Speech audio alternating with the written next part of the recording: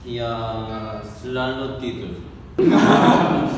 Halo, bertemu lagi dengan Alvin SW. Kali ini kita akan masuk ke kelas BIPA. Pembelajar kita adalah mahasiswa di Korea. Dan topik kita hari ini adalah kegiatan sehari-hari. Itu topik di unit 2 dari buku Sahabatku Indonesia, buku yang diterbitkan oleh PPSDK atau Kemdikbud. Nah, sebelum masuk kelas, saya akan menjelaskan dulu bahwa kelas BIPA itu biasanya jadwalnya dibagi-bagi sesuai dengan lembaga. Ada yang satu sesi hanya kelas membaca saja, satu sesi berbicara saja, menulis saja, seperti itu. Tapi kali ini kelas yang akan saya masuki adalah kelas 2 in 1. Maksudnya 2 sesi tapi tetap dengan saya. Jadi kelas menyimak dan kelas berbicara. Jadi mari kita langsung masuk ke kelasnya. Yuk. Nah, ketika masuk ke kelas BIPA, kita awali dengan menyapa, kemudian kita jelaskan tujuan pembelajaran kita supaya terarah nanti dari awal sampai akhir kegiatannya. Kemudian kita mulai dengan membicarakan topik, karena topik kita adalah kegiatan sehari-hari, jadi saya bisa menanyakan mereka bagaimana kegiatan sehari-hari mereka. Misalnya, hai Bambang, hari ini bangun pukul berapa? Atau hai Susi, pagi ini Susi melakukan apa saja? Atau hai Susan, nanti malam kamu akan melakukan apa? Hal-hal seperti itu bisa kita lakukan dalam bentuk dialog di awal pertemuan untuk kita gali kemampuan berbahasa mereka dan supaya kita juga tahu kosakata yang mereka miliki terkait dengan topik hari ini. Baru kemudian kita lanjut ke kegiatan sesuai dengan tujuan pembelajaran kita. Nah, di awal karena ini menyimak ini banyak sekali pilihan. Jadi di buku Sahabatku Indonesia itu disediakan juga bahan simakan. Mereka bisa menyimak, menggunakan bahan itu, kemudian mengisi latihan terkait dengan simakan atau bisa berdiskusi terkait dengan bahan simakan tadi. Begitu.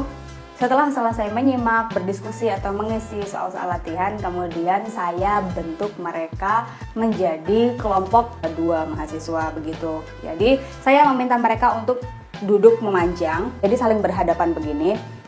Nah, kenapa saya meminta mereka saling berhadapan? Karena kita akan melakukan wawancara dengan teman. Nah, saat proses wawancara ini juga bisa dikatakan sebagai proses menyimak. Karena mereka menyimak teman yang sedang diwawancarai begitu. Jadi saya berikan tabel seperti ini. Mereka harus menulis nama teman mereka, kemudian menulis jawaban dari aktivitas sehari-hari teman yang diwawancarai.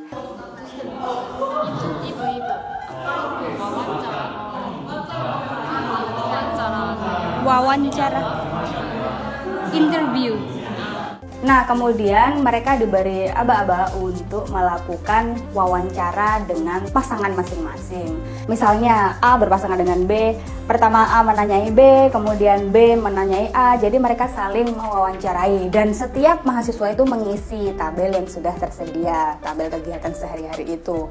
Begitu, kemudian setelah mereka selesai wawancara, mereka harus siap-siap untuk praktik berbicara. Setelah proses itu mereka latihan berbicara dan saya akan minta mereka satu persatu untuk menjelaskan hasil wawancaranya. Jadi yang tadinya mereka duduk berhadapan seperti ini, kemudian saya minta mereka untuk menghadap satu arah semua. Nah, setelah mereka menjelaskan, saya akan konfirmasi ke teman yang sedang dijelaskan. Jadi benar atau tidak, atau ada yang kurang, atau ada yang lebih, seperti itu. Jadi itu akan memicu keterampilan berbicara mereka, begitu. Senja selalu berenang dan selalu cuci dan selalu makan dengan teman-teman dan berbicara dengan teman-teman selalu dan selalu sering makan buah dengan teman-teman. Dia punya banyak teman-teman. Dan dia dapat makanan kecil seperti es krim. Dan dia selalu tidur.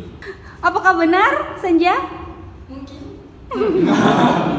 Oke, tepuk tangan untuk Senja dan Hasan.